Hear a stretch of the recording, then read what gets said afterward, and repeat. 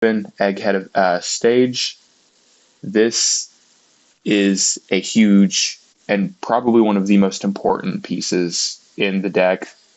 You just drop it for 2 end of turn as long as you have 3 or less life. So you can heal up with your ability. Other cards like Luffy, for example, later on that we'll talk about, they won't trigger if you don't have 2 or less life. But Egghead, he just wants you to have this. I mean, the stage just wants you to have 3 or less life, and as long as you have that 3 or less, you can untap your Egghead cards with a cost of 5 or less, I believe. Yeah, cost of 5 or less. Triggers to just play the card.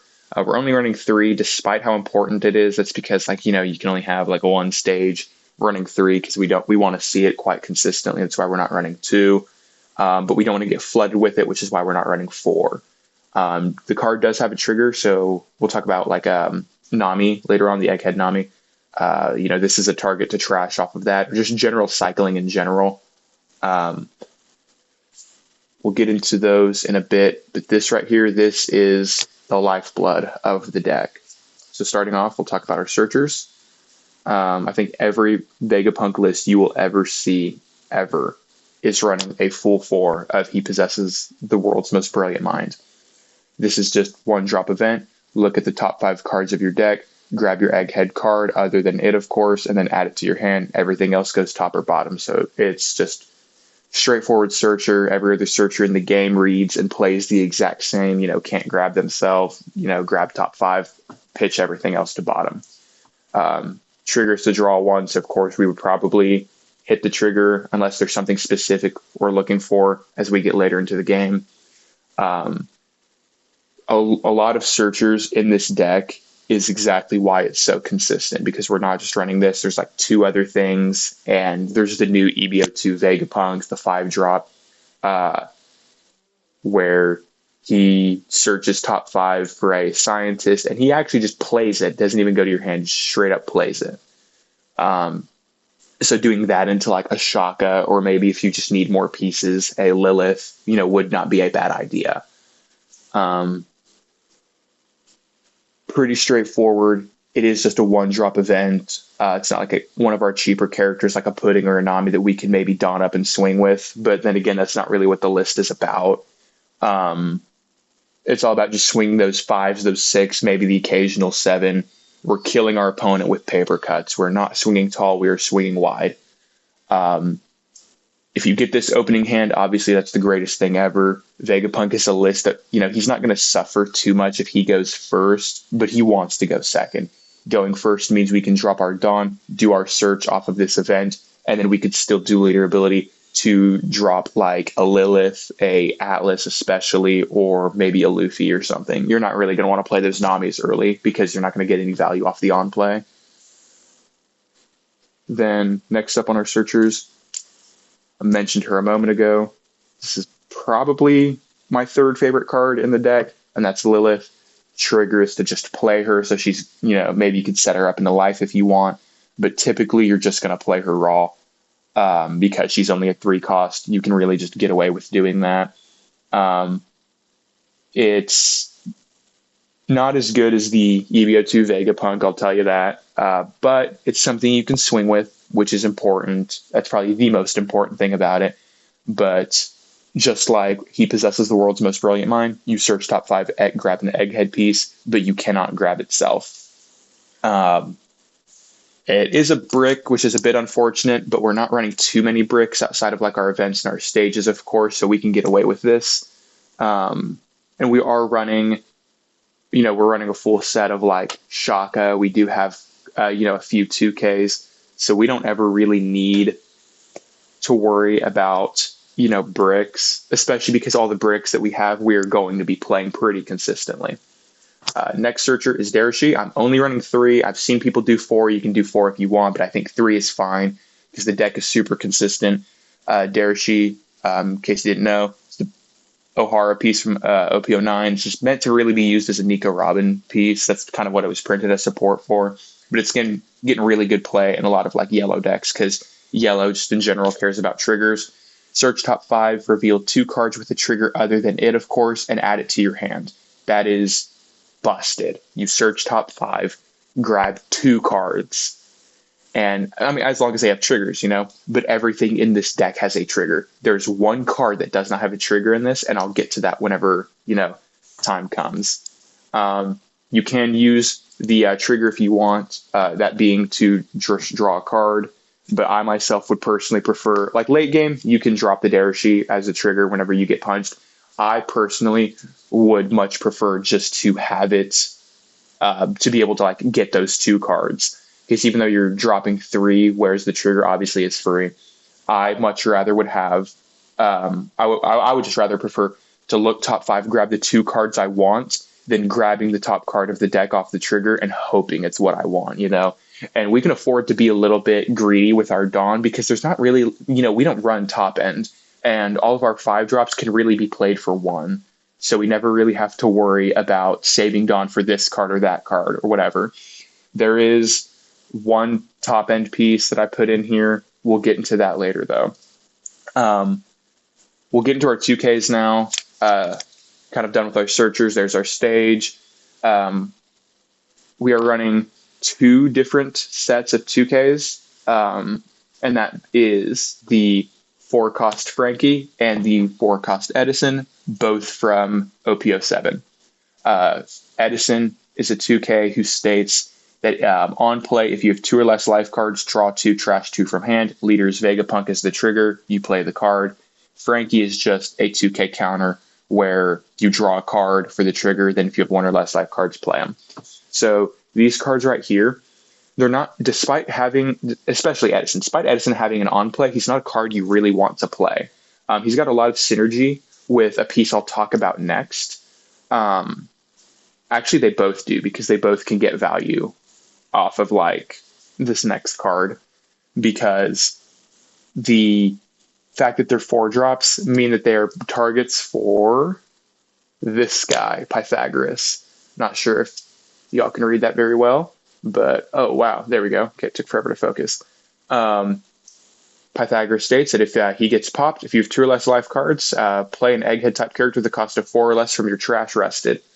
Playing it rested may not be the greatest for sure, don't get me wrong, but you still have a 5k body you can go for. You have another 5k body you can go for. This one with the on play, being able to cycle 2 as long as you meet the life requirements, which if you are triggering the Pythagoras off his on KO, or if the Pythagoras, on KO happens in general, you're going to immediately be able to do the Edison because they have the same requirement of needing that 2 or less life. So if you can go for one, you can go for the other. If you have the Edison in life, in trash, or the Frankie, chances are you should just grab the Edison, Edison, he's just a really, really great card. Like I said, they swing. You're going to want to counter with it. You're not really going to want to play it because countering with it means it'll go straight to your trash. And then as long as it's in your trash, it's a target for Pythagoras, which is going to be like one of our main swingers. And on the topic of main swingers, let's talk about Atlas. And not just Atlas, but we have Shaka as well. Shaka is just a 5-cost 6k blocker. 6k blockers are actually so good. It's literally just a leader swing or whatnot with a built-in 1k, essentially. And then we've got Atlas, 5-drop 6k. As long as we have less life cards than our opponent, can't be popped. So this fucker gets really annoying, just sits there and pokes at your opponent. The Egghead stage is really good for these because the Egghead stage is going to make it to where we can swing with our blockers like Shaka. We can swing, get our 6k swing, or go for a 7 if you're feeling greedy. And then we can stand them back up using the stage. And doing that's going to help. It's going to keep us aggressive. It's going to keep us, protected first and foremost. Just because you're rigging a trigger doesn't mean you're exactly trying to hit it, Next up, we'll talk about... This is a bit of a weird one. I'm running 2 of the Jewelry Bonnies. These will be cut. I am only running these for now because I like having the Dawn on it and being able to draw cards if we hit life. However, that's a Dawn investment that's not going for a bigger swing. That's a Dawn investment you're not using for leader ability. It's a Dawn investment not going towards your searcher. It just is not the greatest, even if it isn't a brick, you know? Like, there's a lot of things you can do with this card, don't get me wrong. Drawing two, trashing one is extremely good, especially in Vegapunk, because we could trash the Edison, set up for a Pythagoras, get our counters, get our searchers, get whatever we need. But in terms of consistency, that's why we're running the Derishi, being able to grab 2 cards instead of the 1, and we don't have to trash anything, you know? These Jewelry Bonnies, as well as 2 of these Rocket Luffys, I will talk about these in a sec, they will be cut for the 5-drop EB02 Vegapunk, so do keep that in mind. I have 2 of them waiting for me. We'll be picking up another 2 later today. These 4 right here are getting cut.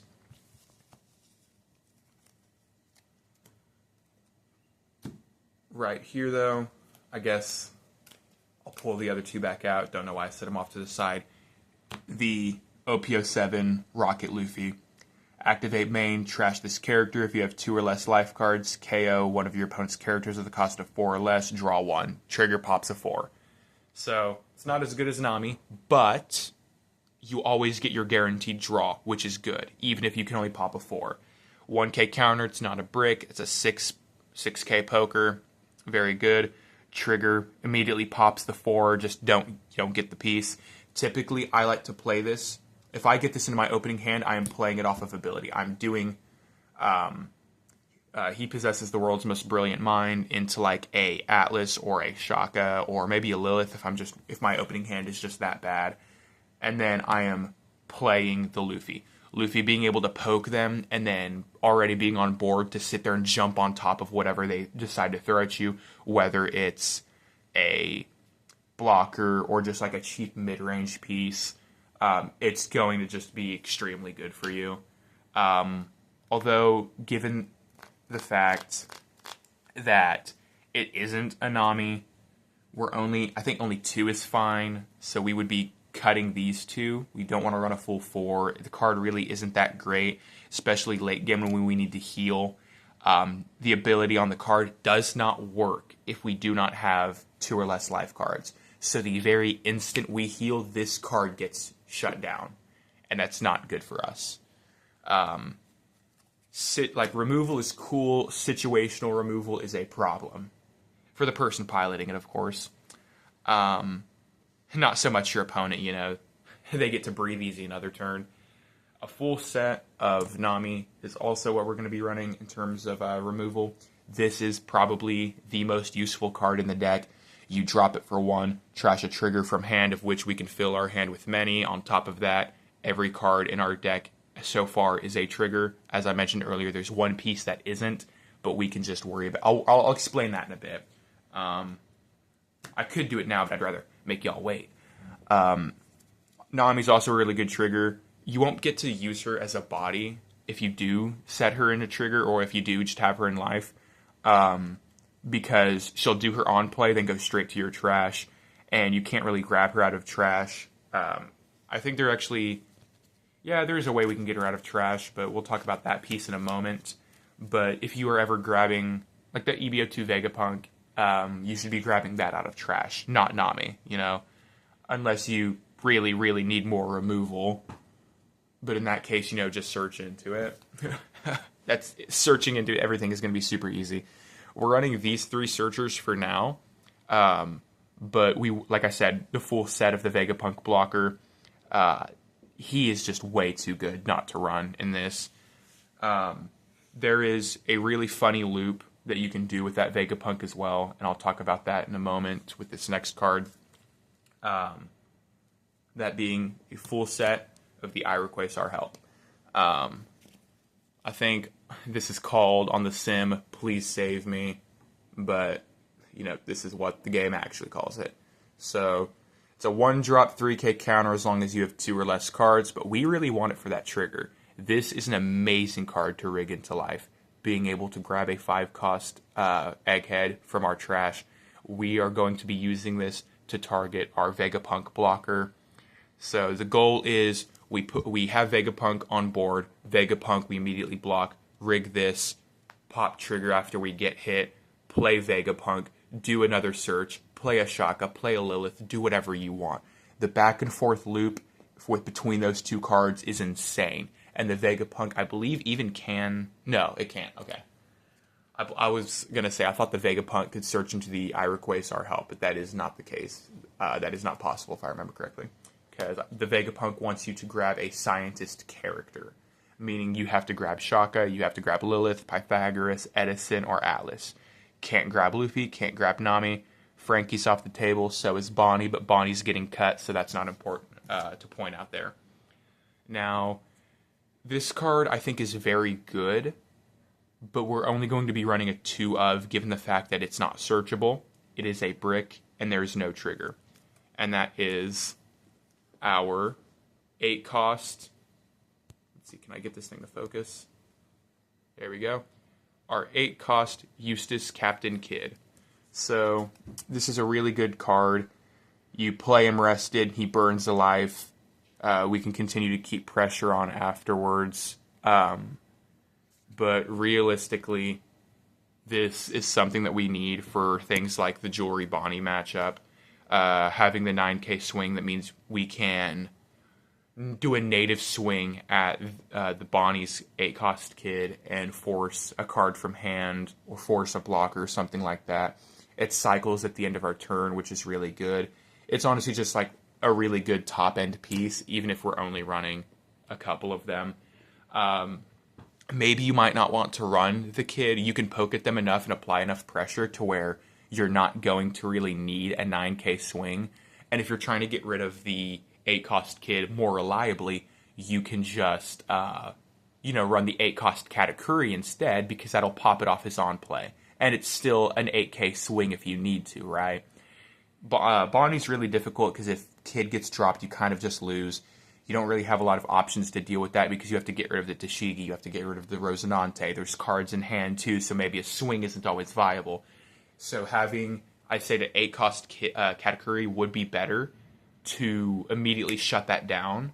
You can swing in everything else, just keep poking at them, but you need to drop 8 Katakuri. You get rid of the Kid if there's no Tashigi, or you get rid of the Tashigi if there is one on field. I myself, I'm a Bonnie player. I tend to be a bit more stingy when it comes to my 2K counters, because I do like the ability to protect all of my pieces late game. But if I'm fighting anything blue, I'm dropping Tashigi. I'm not trying to have my guy get red rocked, But typically, I think the classic combo of Kid into Rosinante is going to be your best bet. But that's a topic for a different day. Right now, this is just what I'm running with. There are things subject to change. Like I said, these 2 Bonnies and these 2 Luffys are getting cut in favor of the EB02 Vegapunk. That card is just way too good to pass up. But other than that, here is our list. You could just go ahead and treat this as a full set of our Vegapunks, because that's what it's going to be. So the final list is going to be 4 Vegapunk, 3 Egghead, 4 Most Brilliant Mind, 4 Lilith, 3 Darashi, 2 Kids, 4 Shakas, 4 Pythagoras, 4 Frankie, 4 Edison, 4 Atlas, 2 Rocket Luffy, 4 Egghead Nami, and 4 Iroquois our help. We even though we're never going to be playing this for the counter, unless like in extremely rare circumstances will we be doing that. We actually need it more often for the trigger to be able to wall up with Vegapunk. Like the utility in those 2 cards cannot be understated. It is way too good to pass up. Do not pass it up. I do plan on running this at the locals. Might make a few changes, and if that's the case, I'll definitely do an update on this video sometime next week. I'm thinking about running this at the Treasure Cup in May, although I am kind of leaning more towards Bonnie because I think she's a bit safer. But given the fact that I think Vegapunk has better play in a GP Luffy than Bonnie does, I think I will choose to run Vegapunk. The play into GP Luffy is probably going to be the same as it is with a lot of other turbo-aggressive decks. You're just going to try and wall up, stall off against the that new 6-cost SEC Luffy. you're going to have to take some hits, but I think as long as you see your Shakas, you see your Vegapunks, you get your Iroquois helps when you need, you can get extremely, maybe not even lucky. Like, it straight up can be a skill check for that GP Luffy. I don't think a lot of people are expecting to see Vegapunk. I see Vegapunk in a lot of, like, conversations of, oh, is this leader back? I think maybe, maybe not. It really just depends. Whenever it comes to the GP Luffy matchup, you're gonna have to use Luffy to pop their like Frankies and whatnot, their Uso Hachis. You can rely on Nami to take care of the new Sanji and Pudding card. Everything else you might just have to swing into. You don't really have an option or a way to deal with that 6-cost Luffy, which is why I would actually say another reason to run 8-cost Katakuri over Eustace Kid. Because Katakuri can pop those for his on-play, and Kid really can't. Kid is just here to put on some extra pressure with a big swing, more cycling, and burning a life for the on-play. But typically, you're going to want to try and, starve them out. Because I think if you can just prevent that Luffy Taro, you can prevent the SEC Luffy, if you can just prevent a lot of those pieces from coming at you too hard, too fast, then I think Vegapunk just kind of will run away with the game, because I don't really see a way that the new GP Luffy can really deal with Vegapunk. Like, of course, if you rig a trigger and you don't get swung into, that's tragic. You really do need people to hit you when you rig your triggers. Whether it's or Iroquois our help, or even something as simple as putting a stage in, which typically you're not going to do because it's only a 2-cost, but like the options there. I really like Vegapunk. I can't really think of typically this is the part where I tell you like why I would run him over any other leader, but I actually just can't. Vegapunk is just fun, but I do think that he has a place in the meta, even if he's not in the conversation for like a top 5 contender, just really fun list. I would like to see Vegapunk place high at the Treasure Cups coming soon, but I just don't think we will. I myself am still on the fence of even if I'm going to run him. Like I said, I think Bonnie might just be the safer option if you're trying to worry about walling off. But being able to heal is very good, especially against GP Luffy. He's going to try to be aggressive. He's going to try to take your life. You're going to be rigging your trigger. You're going to be hitting your trigger.